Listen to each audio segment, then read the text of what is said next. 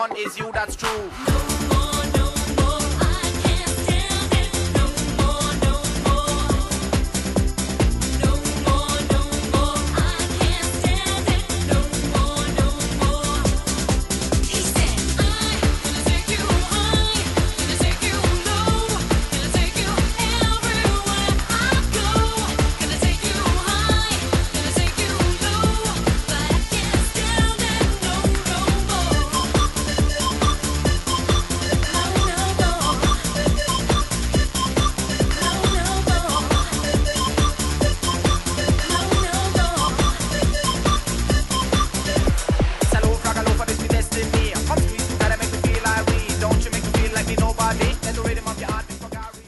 Mark Faber in Budapest. Mark, I heard you say that you now believe it is 100% guaranteed that we are going to have hyperinflation like Zimbabwe.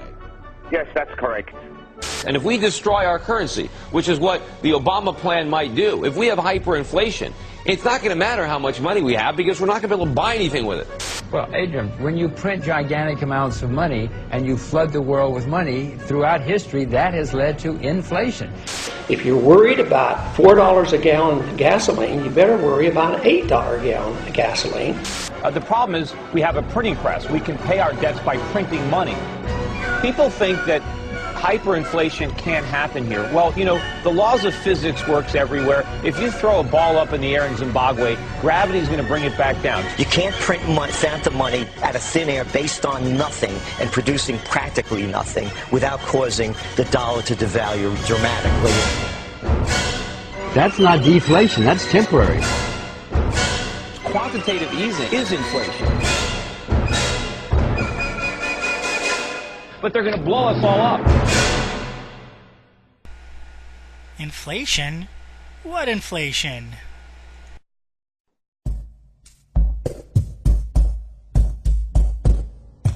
Inflation, simply explained, is the printing of money. Inflation is the value of the money in your pocket going down, while prices all around you rise. When gas prices rise, when your grocery bills go up, this is a symptom of inflation. The Federal Reserve is printing money out of thin air every day. If you have money in the bank, that money is decreasing in value. In other words, we should all be worried about inflation because it affects the prices of everything you use on a daily basis. There have been good men warning us for years about inflation.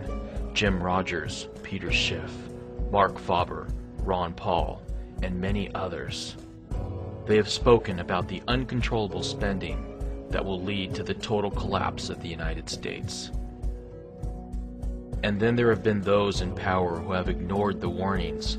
George W. Bush, Ben Bernanke, Timothy Geithner, Barack Obama, Nancy Pelosi, and all of Congress. We will show you how these individuals, through stimulus plans, bailouts, low interest rates, and the ever-expanding balance sheet of the Federal Reserve, will lead to the destruction of the U.S. currency.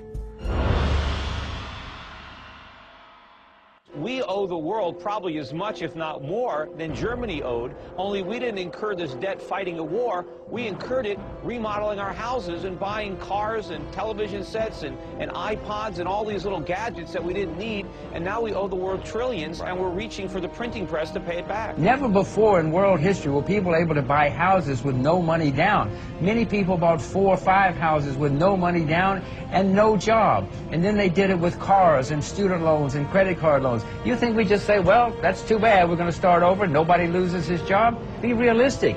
We have to realize that the monetary base, the liquidity was doubled in a few short months. To me, there's a lot of inflation out there. It's already inflated. We're in the midst of inflation. Because the prices haven't gone up doesn't mean we don't have the distortion. And it was that system that gave us the financial bubble, the artificially low interest rates, the malinvestment, and all the mistakes made. And now we're trying to correct all that by doing the very, very same thing. This system that we've had since 1971 is non-viable, and it's coming to an end. That's what this whole story is about.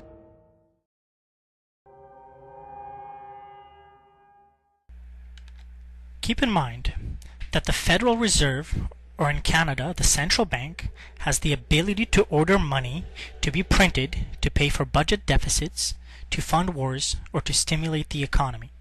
Printing money is equivalent to the government pulling money directly out of citizens' pockets. This happens by devaluating the dollar and losing strength against foreign markets. For example, if we were to print 10% of our entire country's money supply, our dollar would devaluate by 10%. What does this mean?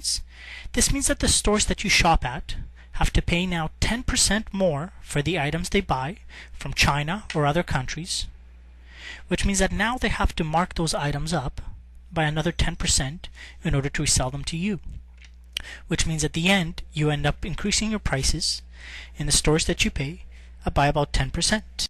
We've got one more key concept in front of us, and that's inflation, and then we're going to connect a few dots at the end. Most of us think of inflation as rising prices, but that's not quite right. Imagine if an apple and an orange are $1 each one year, but $10 each next year.